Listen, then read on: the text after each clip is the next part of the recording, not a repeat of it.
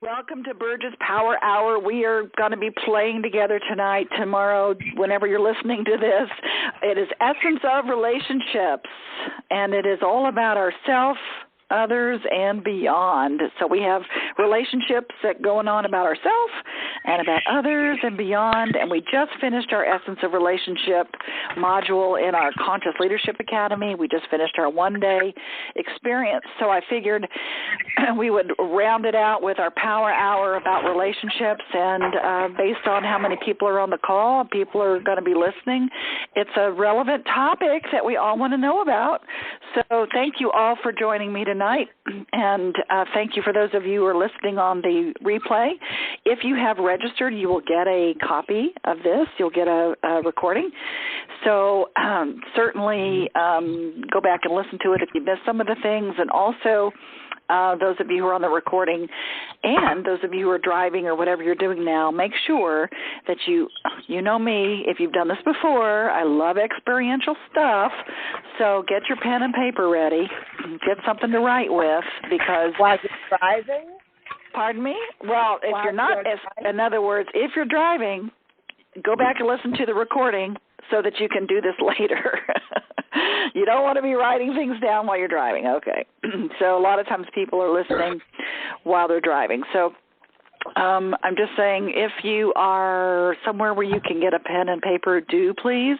I heard a lot of names and places that are near and dear to my heart, and thank you all for joining me tonight. And I know that you have other things you could be doing, but we're going to play together and learn together, and I look forward to seeing you all in person at our next experience that we have.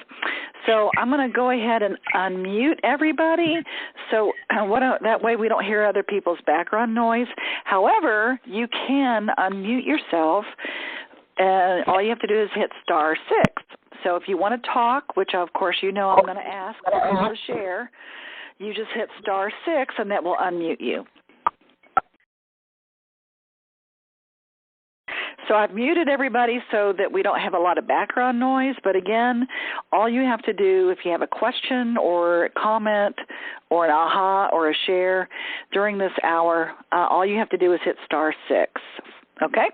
So those of you who have just done our Essence of Relationships, this is going to be fun for you because some of it's review, but it's also going to be some new things. Those of you who are in our Conscious Leadership Academy, definitely go to essenceofbeing.com/CLA, which is Conscious Leadership Academy. Check it out, see what's involved in that.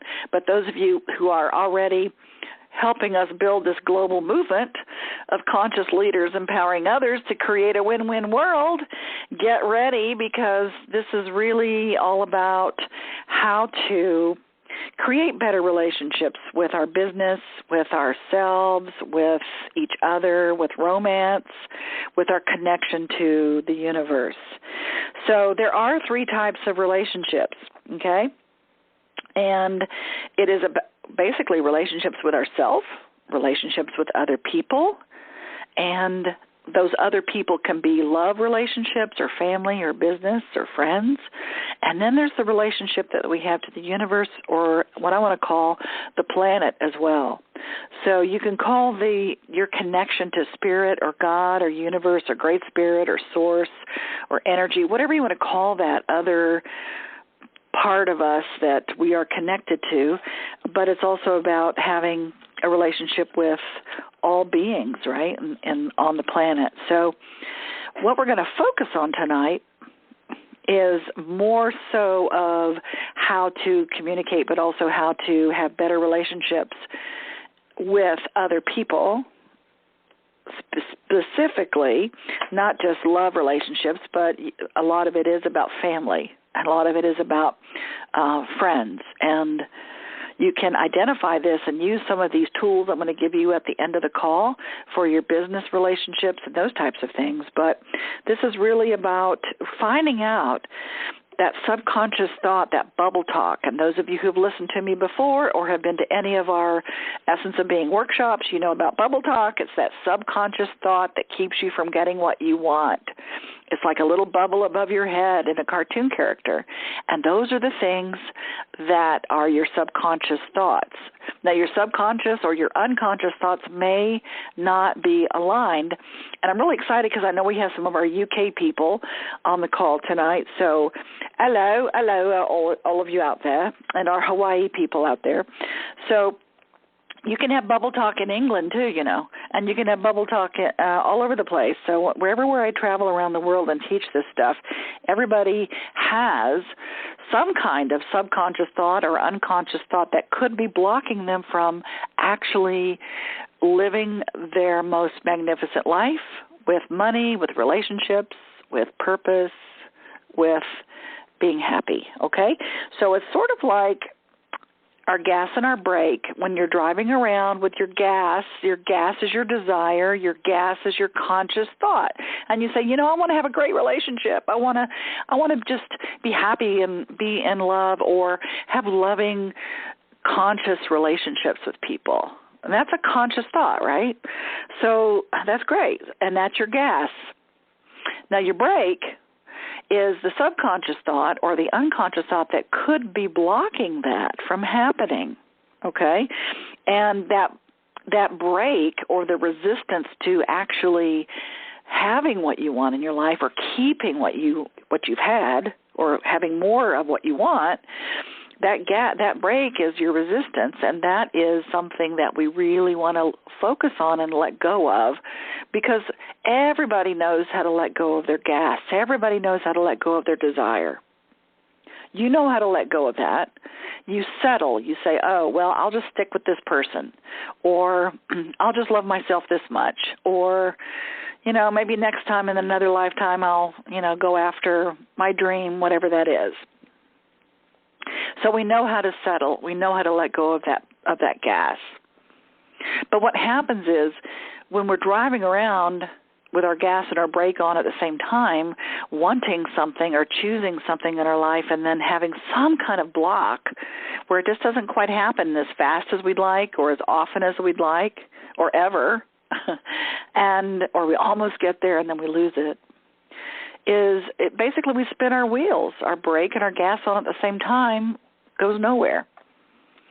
So again, my goal and my intention for all the work that we do with Essence of Being throughout all of these 26 years we've been doing it, 38 years with transformation I've been involved in, is letting go of the brake, letting go of the resistance, giving you tools so that you can really not settle, to really have what you want in your life, especially around loving yourself, having your loving relationships with other people, and allowing yourself to connect to the Great Spirit, God, universe, even if you don't believe in that, okay? So whatever you want to call it. Now, many people, let me give you an example, want a conscious relationship. So, okay, they want to have a love relationship. So what do? Consciously, you go on dates, you go on the internet, you start going on a dating service, or maybe you're already in a relationship and you just want to improve on the one you have. So what do? You consciously say, okay, I'm going to go to counseling, or I'm going to go take Essence of Relationships with Burge, or you do something consciously, okay?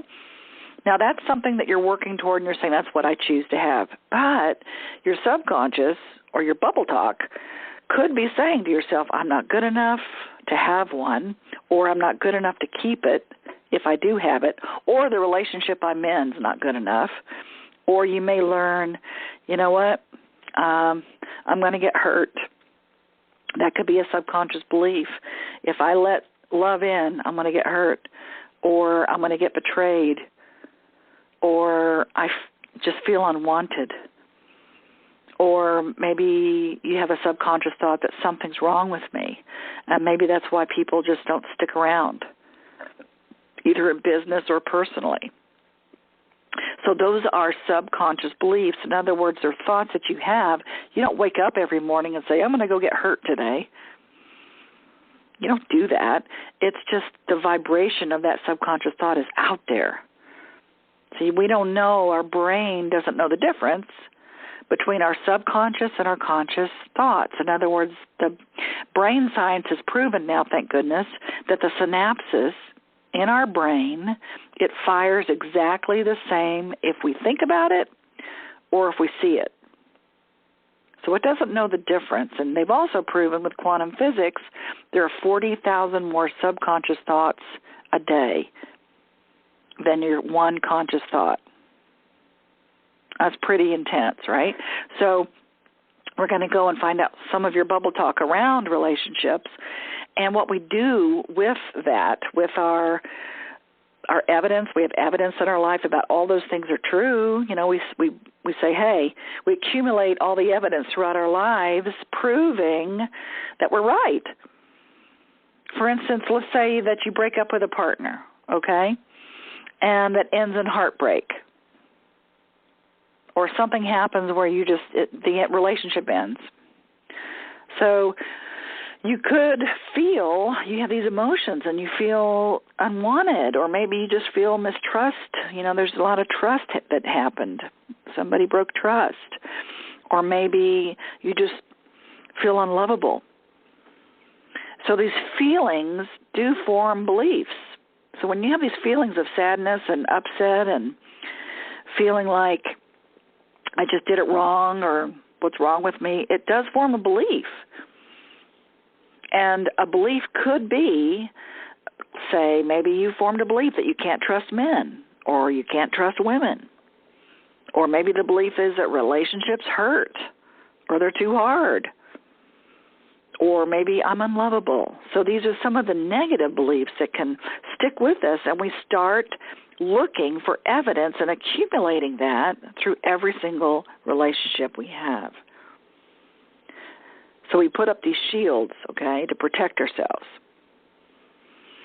And many of us walk around with a wounded kind of haze, you know, everywhere we go. Because these belief systems are formed and they're embedded in our consciousness. So no matter how much we think we want to make it better, let's say we get into an intimate relationship with somebody and these things come up. We get scared because of our past experiences, because of our beliefs that are blocking us from really experiencing that person. We end up projecting all these other project all this stuff in the past onto the new person. So it's the same relationship, different face. So let's go ahead and do some stream of consciousness writing. And what that means is I want you just to, if you can, write these things down. First things that come up, don't think about it, don't edit it. I'm going to ask you several statements and several questions, and you just kind of write down the first thing that comes up, and don't think about it too long. And I want you to think about it as if you were a little boy or a little girl. So because all of these beliefs are formed, by the way, before age 7. Isn't that crazy? So all this stuff comes from the past, and we carry these beliefs into all of our relationships with us until we rethink or rebelieve or shift our bubble talk, okay? So we're going to match all of our new relationships to fit our bubble talk. So let's go in and find out what some of it is for you today, okay? It's going to be fun, I promise. So the first one is, what did you learn about relationships in school? What did you learn about relationships in school? In other words, did you feel like you fit in? Were you an outcast? Were you bullied? Were you a loner? Just jot down the first thing.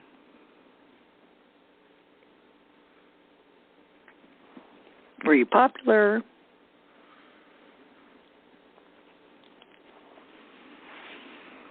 For instance, for me, I had to learn to be funny so I would be liked. So that's what I learned in school. If I make people laugh, I'll be liked.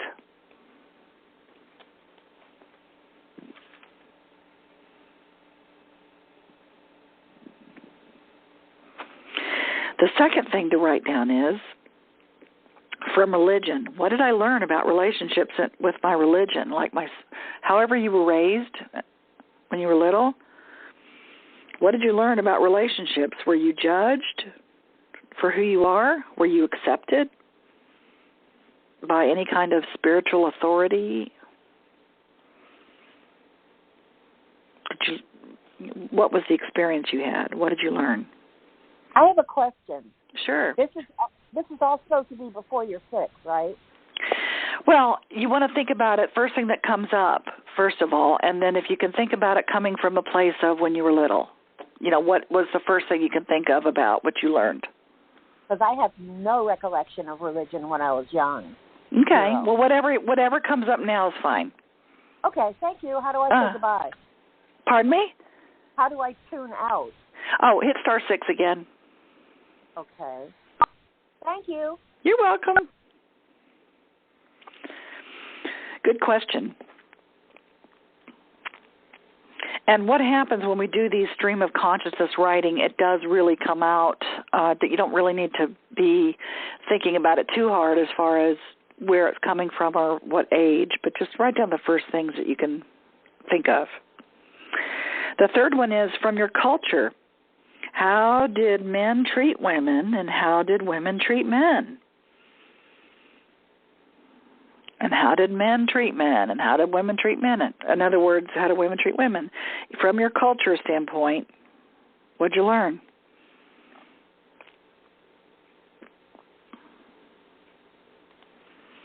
I know in certain cultures,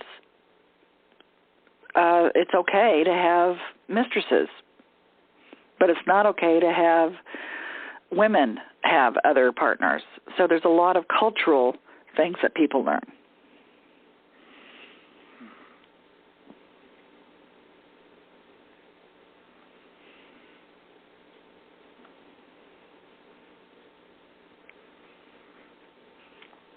And the fourth thing, just jot down the first thing that comes up. I want you to finish this sentence. In a relationship, women are supposed to what?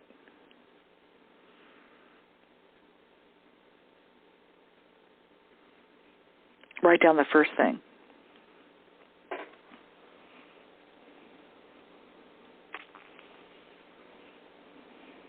And then the last one, not the last one, next to last. In a relationship, men are supposed to what?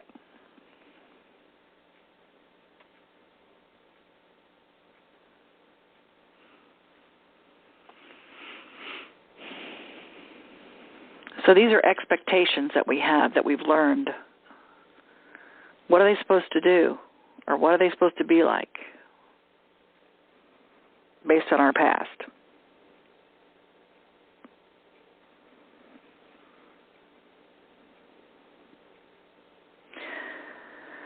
And then the last thing I want you to write down is, what did you learn from your parents or your family around relationships? In other words, were you raised, even with your extended family, were you raised with divorce? Or did your parents have an unhappy marriage? Or were they silent? Or were you raised as with a single parent? Or did you have abuse or neglect or mistrust or unhealthy communications? What were you raised in? What kind of environment?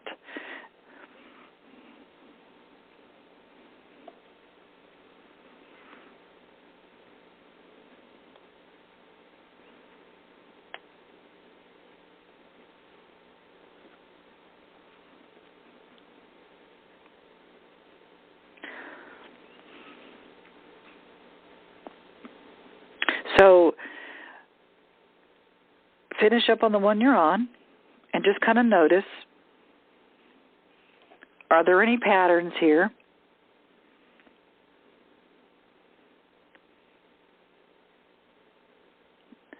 Notice if certain things keep popping up. Because what happens is we start taking on these beliefs, okay? We start taking on these thoughts that we're taught. And we repeat them. We repeat these over and over and over and over again, because just like our genes are handed down, so are beliefs. So things from our past with school and religion and culture and mom and dad and men and women, how we were raised, we take those on subconsciously until we identify them, and then we can shift it. But we do repeat it. We can repeat these patterns, so just notice.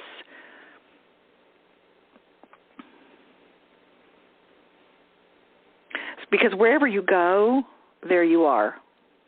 Because a lot of us try to say, okay, let me get rid of this person, okay? Let me get rid of this deal. Let me get rid of this business person. Let me get rid of this love person, and I'll go to the next thing. Or you might ask yourself, hey, why do men or women always leave me? Or why am I always getting betrayed? It's not me. And yet, you're the common denominator. If you see a pattern here, or if you can identify any patterns in here, this is great, because that means you can notice and see, oh, I try to run away from all these patterns and all these things, but you know what? I can't run away from me. You're the common denominator. And if you don't change your belief around you and around all of these things, if you don't change your bubble talk, you're going to keep attracting the same thing over and over and over again. You're going to attract people to you who fit your pattern.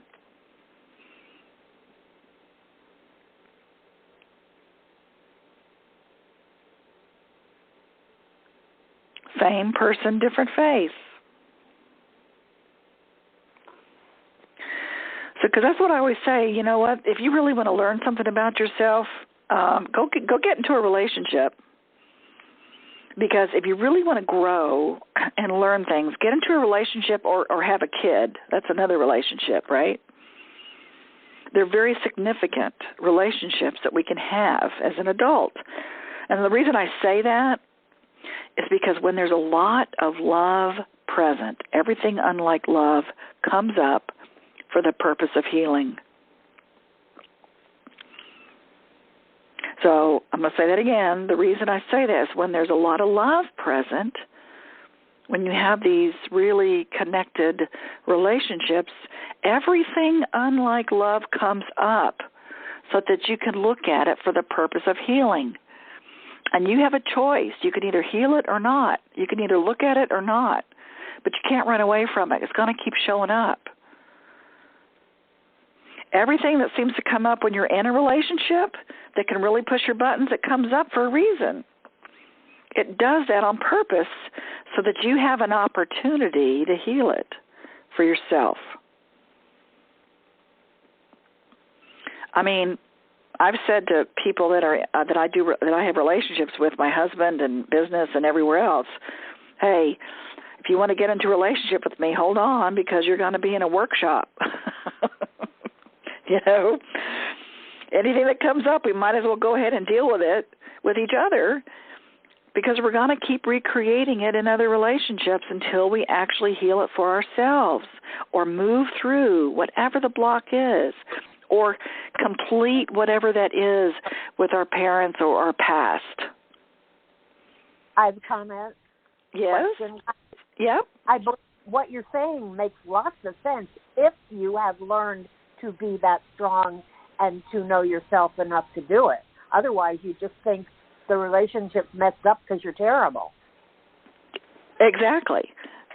And that's why I'm saying, if you can identify what your bubble talk is and just understand when you have it come up and you start beating yourself up, which I'm going to get to in a minute, a lot of us do that, we go into that shame and that guilt and, you know, it must be me and all of those things, and we become a victim. We don't know how to deal with it.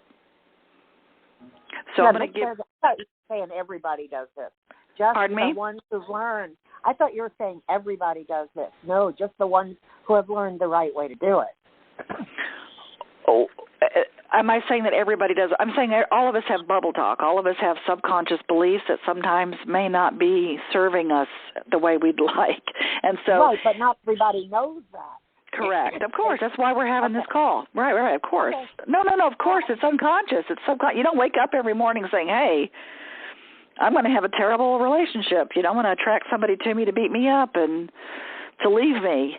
No, it's very subconscious. It's very unconscious. And so what we do in all of the workshops that we do with Essence of Being and all of the other workshops that I do with people is really getting to that belief system and that subconscious so you can really change it. Because if you don't know, it's hard to change it, right? Okay, I misunderstood what you said in the beginning, but now I get it. Okay, Thank great. You. Thank you. Perfect. Does that make sense? Yes, it does. Okay, awesome. So stay tuned. We're going to get there on how to shift it. Okay. All right. I'm loving it. So here's what happens. We have our relationships with our parents as our very first. They raise us, right, or our caregivers, and so that's what we learn from a lot because that's all that we know is people that were around these big people. So the other thing I want to say, though, is about these relationships in general is oftentimes, now again, this is subconscious. We don't know we're doing this. We attack what does not satisfy us to avoid seeing that we created it. We attack what does not satisfy us to avoid seeing that we created it. Now, this is only if you believe or if you're willing to believe that perhaps thought creates reality, that our thoughts actually create, and with quantum physics, they've actually proven that now, thank goodness, that what we think, our thoughts have these vibrations, and our vibrations go out and they vibrate, and they hit somewhere. And so we co-create a lot of my belief is we co-create all of our experiences. Now, we either do it subconsciously or consciously. And remember, our subconscious thoughts, we have 40,000 more of those per one conscious thought. So that's why it's so critical in my mind to really understand what is really going on in there, what is really our BubbleTalk, so that you can shift that subconscious. And everything on the outside shifts after that. So a lot of times we like to attack that other person for whatever reason. Whatever we don't like about that person. We avoid seeing that we created it by attacking them.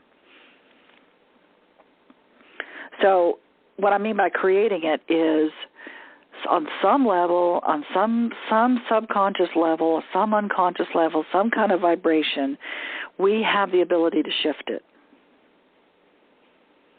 So what happens with this whole line of thinking, though, is a lot of people, they say, yeah, I created that. I do affirmations, and yay, that was me. I created that. So I did my affirmations, and everything came out great. And they take credit for it when it's all going good.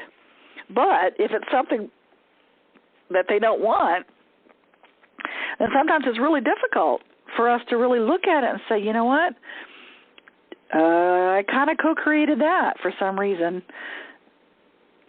and I'm going to figure out why so I can shift it and not allow that again. This is a very high concept of thought creates reality.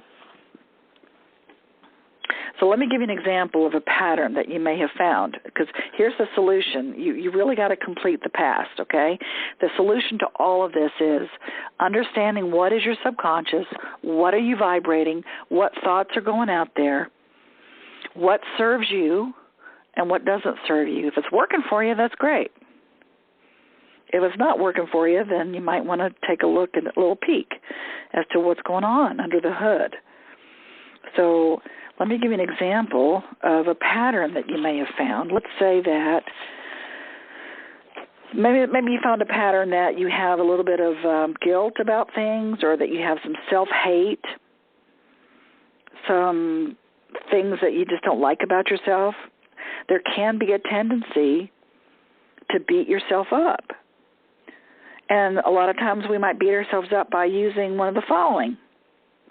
You could use your body or your sex life or your career, or you use each other to beat yourself up, or your finances, or whatever you use to beat yourself up. You can use any of those. In other words, there's a tendency to mess up one or all of your relationships to punish yourself for something. So this guilt or self-hate or upset that we have or shame, it can really just penetrate, and it just radiates out of us. And remember, when you do that, guilt demands punishment.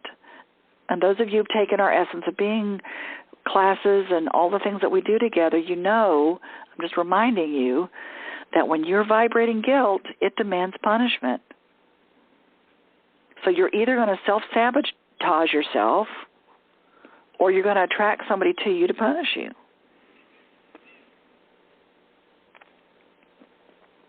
You could be thinking that you're bad because you just can't get it right. You know, here's a very, very deep feeling of guilt. Some people believe that they're bad because they caused their mother pain at birth. I mean, it could go that far back. Or the guilt could be due to something else, you know, that you did that you felt was wrong. And I'll tell you something, children often blame themselves for their parents' divorces, or when a parent leaves for whatever reason, or death or whatever, they blame themselves. This is all subconscious. You don't think about it. And so you could have this beating yourself up, this guilt thing that's riding in every single one of your relationships.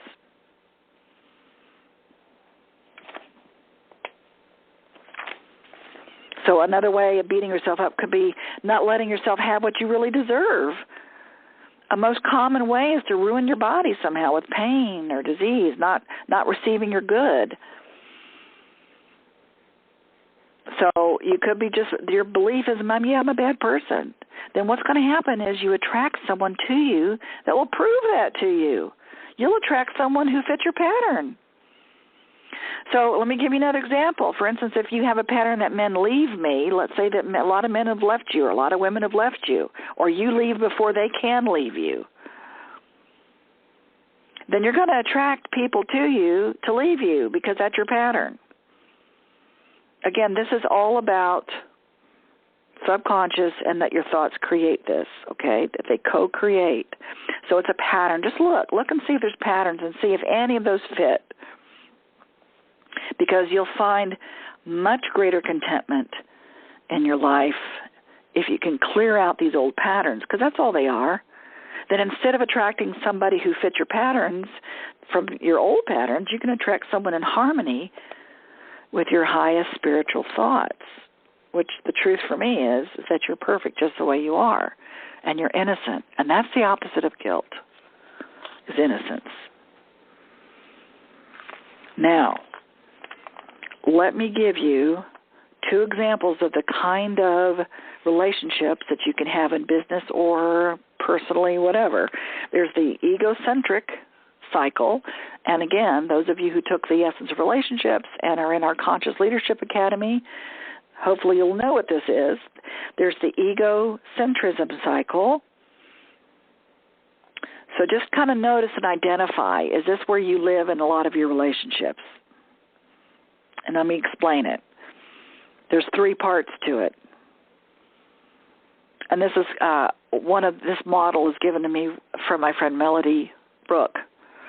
So there's the victim, there's the self-protector, and there's the rescuer.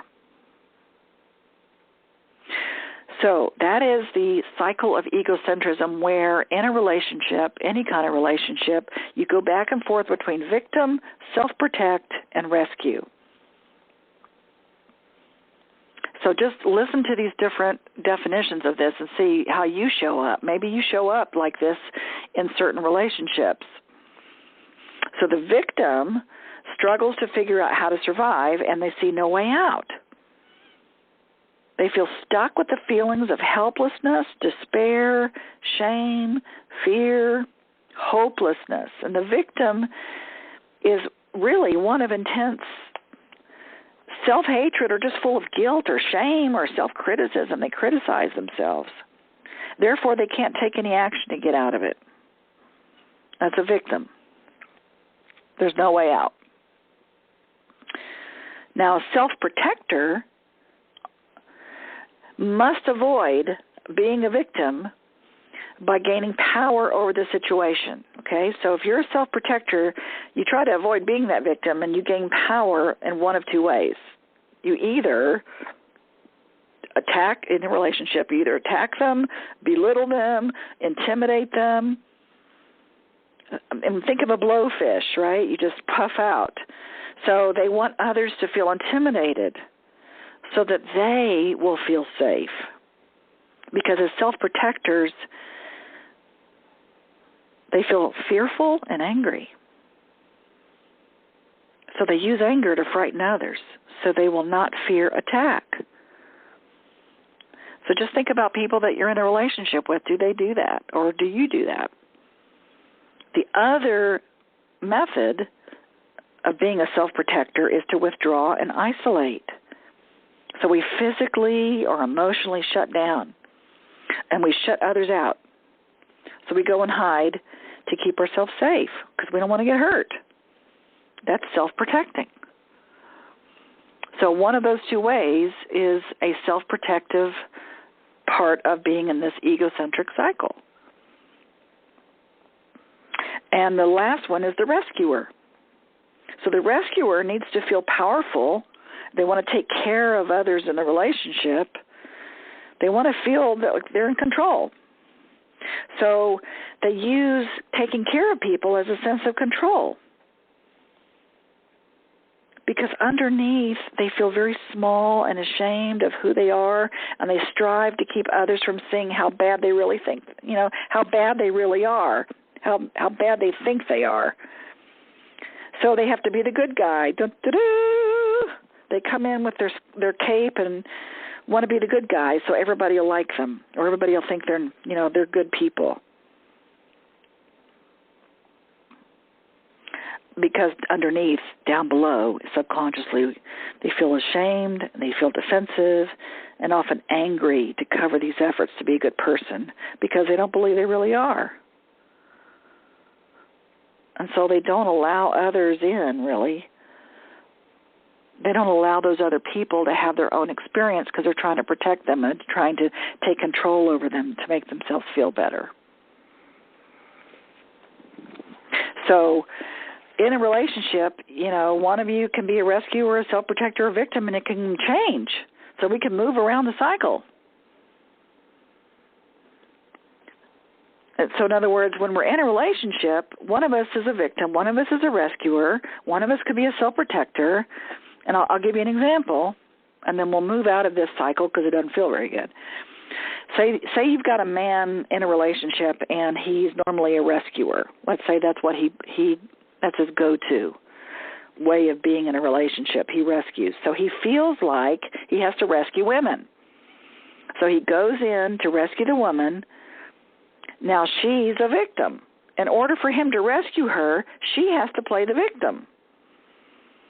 So if you've got a woman who thinks she's a victim, then she's going to either bring to her somebody who's going to rescue her or someone who is himself.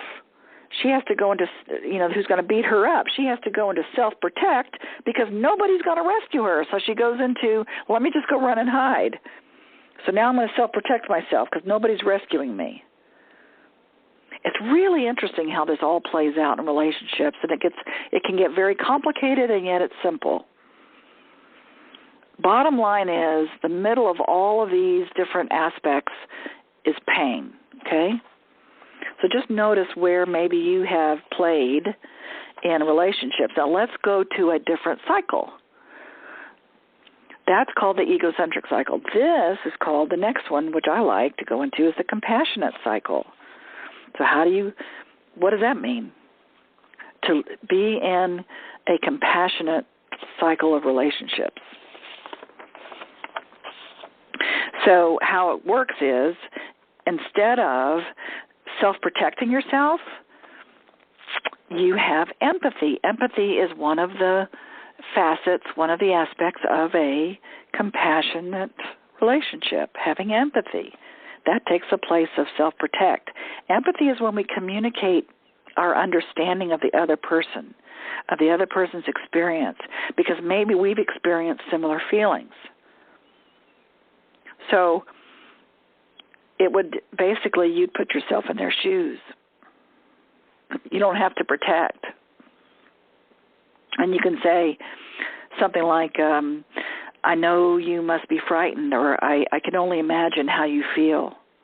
I can only imagine that you wouldn't trust me after what you've been through. I know I didn't trust authority when I was young either. So being able to empathize with the other person is a very high-level, conscious way of being in a relationship. So empathy is a huge part of being compassionate with anyone, and that takes the place of self-protect. Now, what takes the place of rescuer is respect. So instead of rescuing, you respect the person, and this is part of the compassion cycle. Respect is recognizing a person's autonomy and their authority in their own lives. Doing things, take over the responsibilities that belong to another person is not respectful. In other words, you're basically teaching them, if you take over all the responsibilities and rescue them all the time, you're saying to them in a subconscious way, you're not capable.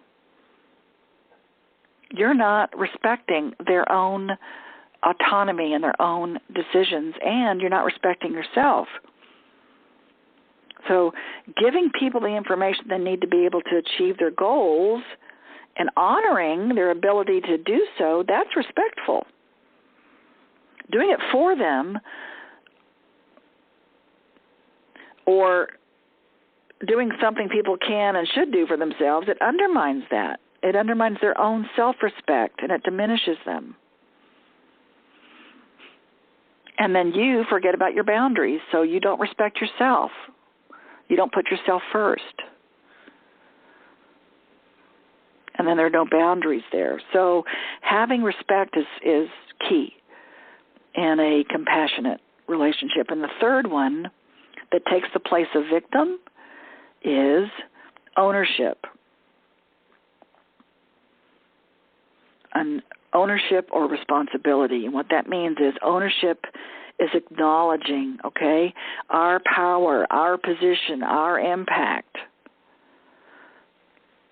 So, for example, I could take ownership and say to somebody, you know what? I know my presence here causes difficulty for you. I know when I ask you what happened, it could have felt like I was attacking you. So you're basically taking responsibility for knowing something and saying, you know what? This is my part. I know when I asked you that, I know it could have felt like I was attacking you, but that was not my intention. So instead of being a victim about it, which means you blame or you shame or you make excuses, basically you take responsibility of your part. You say, you know what? Yep, I can see how that could have felt like attack to you. And you're taking ownership when you do that. And the middle of all of that is joy in a compassionate cycle.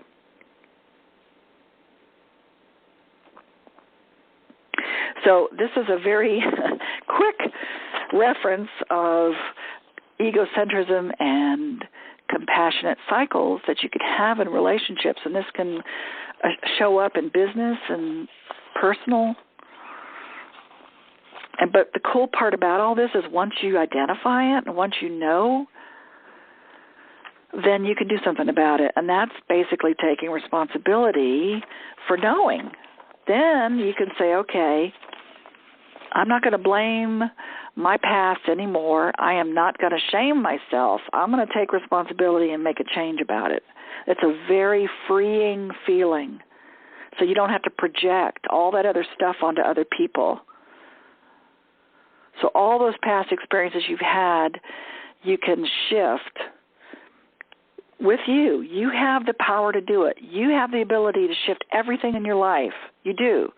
It's just a matter of becoming aware of what's going on in your BubbleTalk, in your subconscious mind, and you make it a conscious decision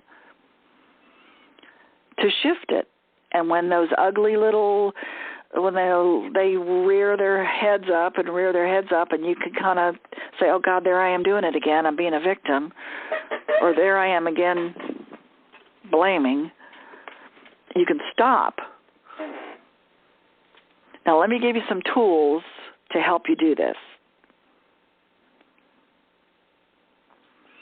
And before I do that, I just want to give, if anybody wants to share anything or ask a question or a pattern that came up, let me, if you could share, you can just hit *6, and that will unmute you.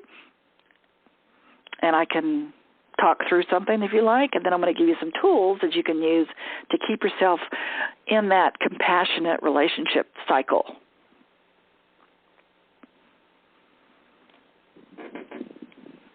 Hey, Burge. Yeah. Hi, this is Alicia. Hey.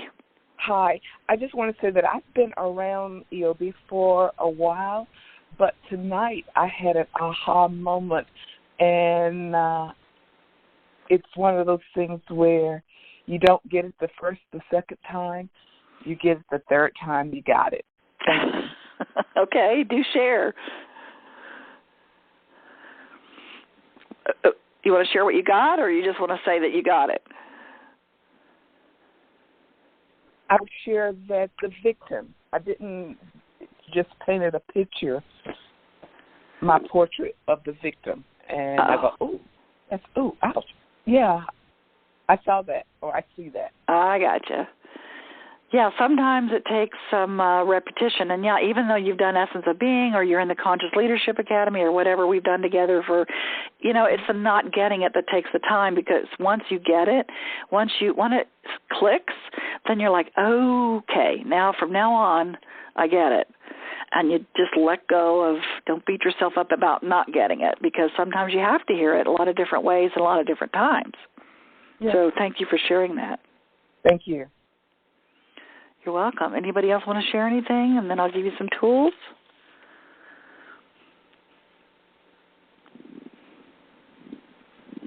These are very big concepts, by the way, especially if you've never heard this stuff, okay? If you have heard it, hopefully it'll deepen your understanding and allow yourself to really take responsibility and ownership of having empathy and respect and being able to love yourself more and allow yourself to connect with people on a very intimate level, the into me see part. Hi, this is Carol from Orlando. I just wanted to say that this is really resonating with the current situation that's going on, where a close friend of mine has finally left her abusive husband, and I'm trying to be supportive in her. I'm trying to be a supportive friend without getting too sucked into it, and so I need to find that balance. And just recently, I was asking her some questions because I was trying to prayerfully consider how I might help, but I also wanted to just get a sense of where she was going and how far. I don't know how to explain it, but like, if I could help, what little bit I could do could help, then I'd be glad to do it. But if she's just so far from being able to stand on her own in this situation, that then I would be throwing away, like if her rent, for example, if she's behind on her rent, $1,000 and I only have $200 to give her, that's a waste of $200 because she's not going to make it anyway. It does. Let me share. Thank you for sharing that. There's a couple of things I want to say about that. One is the best way you can support, and I always talk about support and change the framing of the word help, because help implies they're helpless, right? So the part of supporting them, people may or may not even know how to be supported, right? And you may not know how to support that person, but one of the best ways to do that is just have empathy. And the way you do that is you say things like this. You say, I can only imagine what you're feeling right now. Or I can't even imagine what you're going through. Or maybe you can. Maybe you've had similar experiences. But empathizing with where she is and saying, I'm here for you whenever you're ready. And I'm here for you in whatever support you may need that I can give. Now, the thing about the money part, here's the thing, my belief around that is that when you give someone something with the intention of support, allowing, and creating a win for them, it's sort of like you're priming the pump. You're priming the pump for her. So when you give something, you're giving, and she receives it, that gives something back to you, yes? Mm-hmm. Okay. It's rewarding, and yes. I want to see her be successful and leave her abuser. I've wanted her to leave him for, over 20 years. Okay, well, good. And it's acknowledging that, yay, she's making this decision. And, of course, like I'm saying this whole hour, is that if she doesn't shift something within her, she could really look at what's going on inside of her, because she can't change other people. She can't change him. But what she can change is how she feels about herself. And if she feels beat up about herself anyway, she's going to attract more abuse and more. The guiltier she feels about it, or the more fearful she becomes of it, it can really affect her in a lot of other relationships. So going back to giving her money, it makes you feel good. So the giving and receiving is the same energy. When you give her that money, whether or not it's enough, it primes the pump twofold. One is she can feel like there's a win there, and maybe that will bring more. And the other part of it is you have a win because you're receiving a gift as well, because you are doing something that you want to do that makes you feel good. And when she receives it, it makes you, it gives something back. So it's a really powerful lesson if she's open to receiving that. So I would highly, highly suggest that, first of all, if that's a decision she's making, and if any of you listening are making that kind of decision, or if you've made it before, there is something on the other side of this, and to really dig deep about allowing yourself to move through all of the guilt and the shame and the fear and all the things that come up around that kind of thing, because it's scary. It can be real scary about having it one way and now it's not. So there's a lot of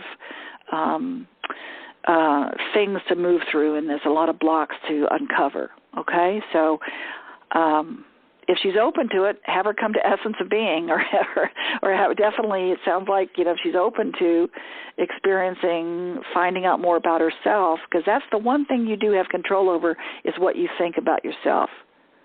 So I'm going to say that to all of you on the call.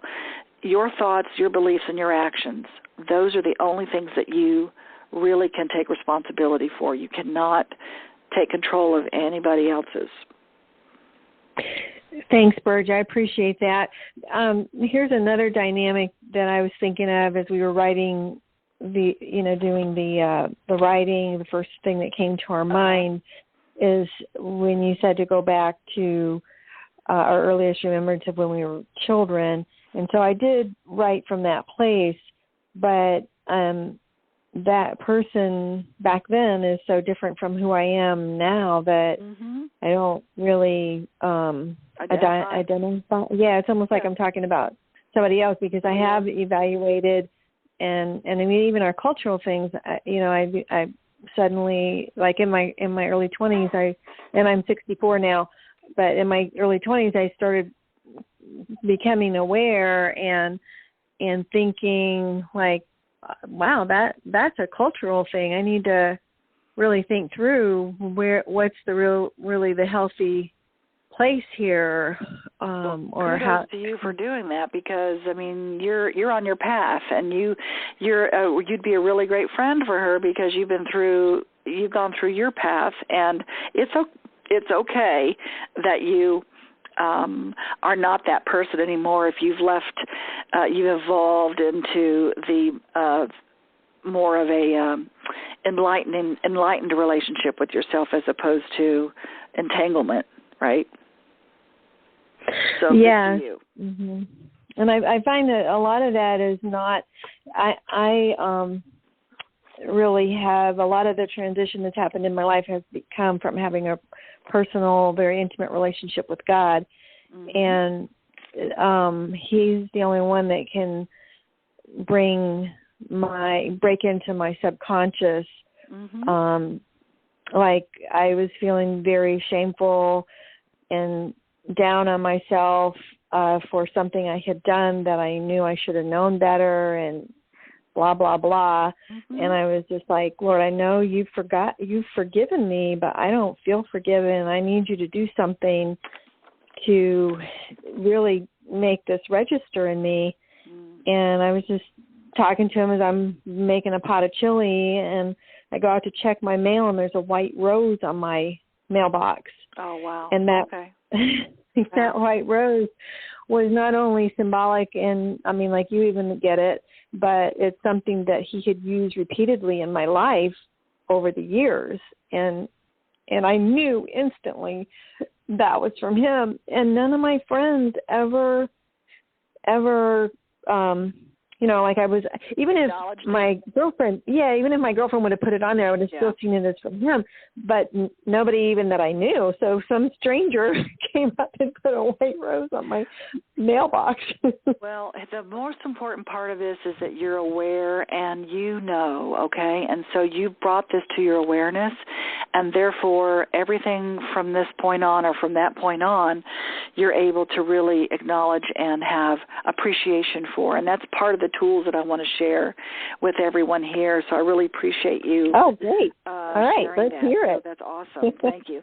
So perfect. So you've gone from the what I call entanglement kind of relationship to an enlightened one. Therefore, there's a lot of things I can say about that. But one of the things that's really important for all of you, I think, I'm going to give you 4 different tools really quick that you can have in your relationships to remind you of just becoming more and more aware.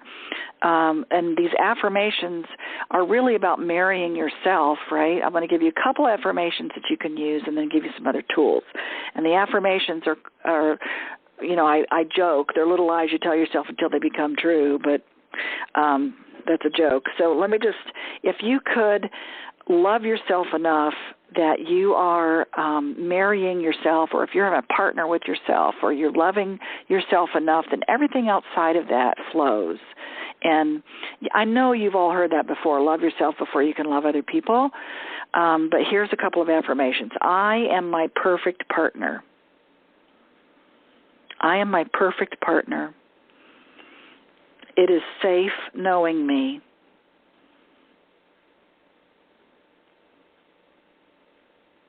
I am the source of my happiness because I accept myself fully. I am the source of my happiness because I accept myself fully.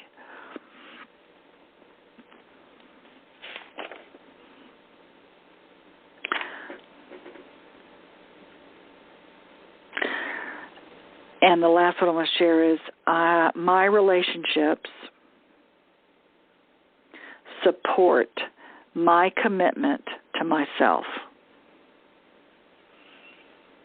My relationships support my commitment to myself.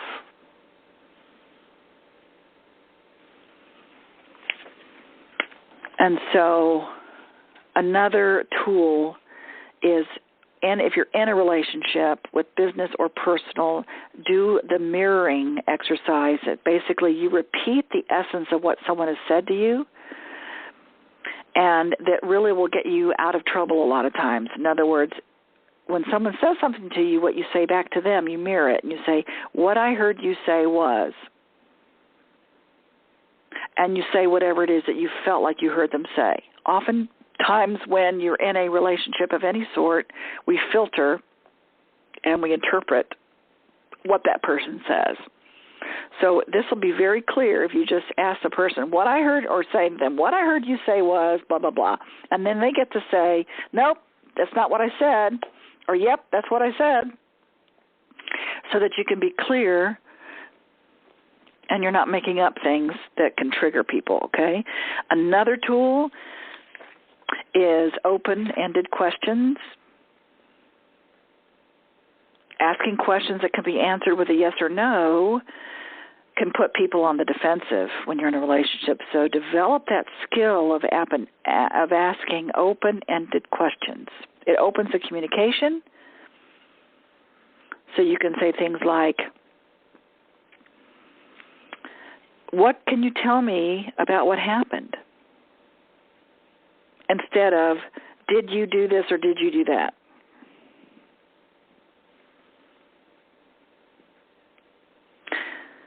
Instead of saying, hey, do you have a good relationship with your mom? You can say, hey, what is your relationship with your mother like? So open-ended questions really are helpful in a relationship, any kind of relationship, so that you don't bring up triggers with each other. The law of appreciation is the other tool, and that's what we were just talking about a few minutes ago, is that you think of one thing about a person. If you're thinking, even if you're in a relationship right now and you're upset with that person, or maybe you had a relationship before, just think about one thing about that person that you really appreciate. Pick one thing and just focus on that appreciation of what you loved about that person, or what you really could like about them or love about them, even if it's as small as he gets me a cup of coffee in the morning. And what's going to happen is the more you appreciate, the more you will attract exactly what you want. You will attract more appreciation because that is what you're sending out. Because if you're focusing on all of the things you don't like or don't want, and if you're focusing on things like I'm alone, then that's what you're going to get.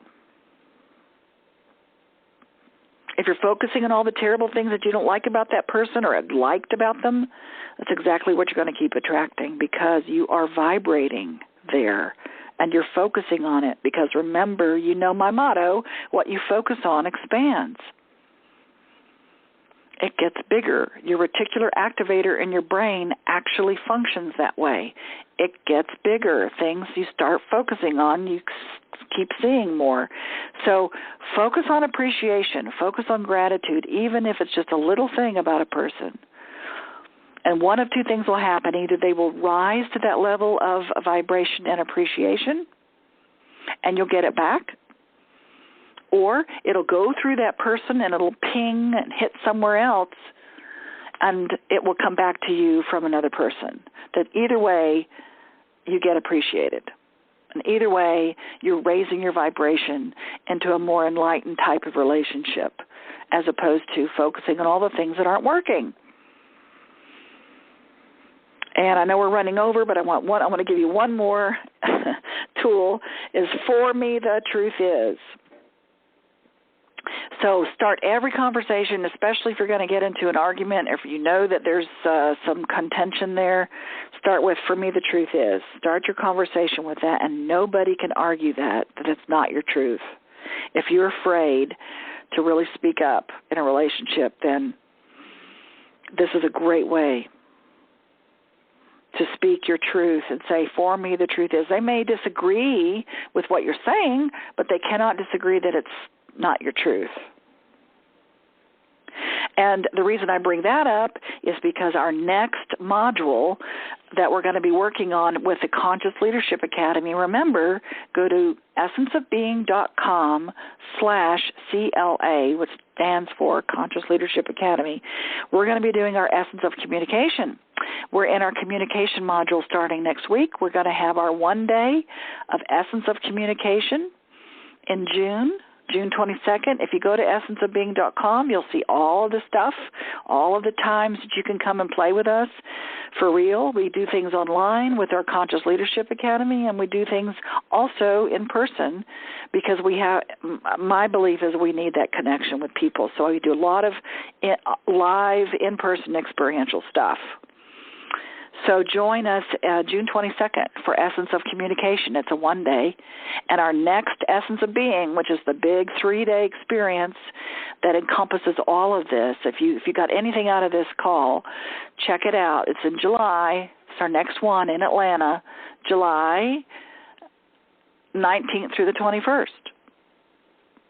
And our next call we will have in June, our next power call, is going to be June 19th. And guess what it's going to be about? That's right, communication, because that's what we're going to be in. And what I'm calling it is foot and mouth syndrome, how to be an effective communicator. I think that was funny. So I'm going to unmute us all here.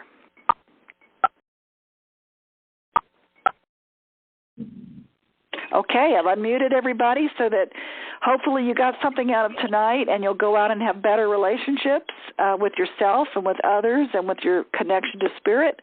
And I hope to see all of you at Essence of Communication in June. And check out the Conscious Leadership. Join us because it is something that's really powerful all around the world that we're doing together to create that win-win world. So without further ado, I'll see you guys later. So let's just say so long and thank you so I can hear everybody. Thanks, Burge. You're welcome. Thank you. Thank you. Burge, thank you so much for doing this for free. You're welcome. This is Harold from Dallas, Texas. Oh, hello. Thank you. You're welcome. My pleasure, my purpose. Good night, Burge. Lots of hugs. Lots of hugs and good night to all of you. And remember to look for the emails you guys are going to get for the recording so you can listen to it again. Thank you. And come play with me. Thank you. Thank you all. Come play with me. It's my pleasure, my purpose. Essence of Being. Come play. Take care. Bye-bye.